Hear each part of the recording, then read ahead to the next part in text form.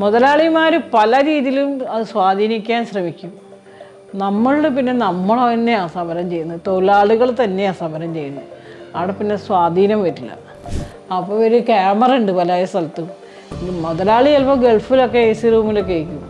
അവിടെ നിന്ന് നോക്കുക, ഇവരിയ്ക്കുന്നുണ്ടോയെന്നാണ് നോക്കണേ, അല്ലെങ്കിൽ ഇവർ ജോലി ചെയ്യണ്ടോയെന്ന് നോക്കുക. അന്നേരം ഒറ്റക്കാലിലൊക്കെ നിൽക്കുന്നത് കണ്ടാൽ വിളിച്ചറിയും HR-നെ.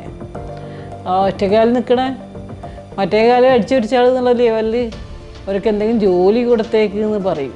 അപ്പം ഞങ്ങൾ ഈ ടോയ്ലറ്റ് കാര്യം പറയാൻ വേണ്ടി പോകുന്നത് പുരുഷ നേതാക്കന്മാരുടെ അടുത്താണ്. അവരോട് ഞങ്ങളിങ്ങനെ ഈ അവസ്ഥ പറയുമ്പോൾ അത് മൂത്രമൊഴിക്കുന്ന പ്രശ്നമല്ലേ, അത് എവിടെയെങ്കിലും ഒന്ന് പോയി മൂത്രമൊഴിച്ചോളി എന്ന് പറയുന്ന രീതിയിൽ വളരെ നവറായിട്ടാണ് അവരൊക്കെ കാണുന്നത്.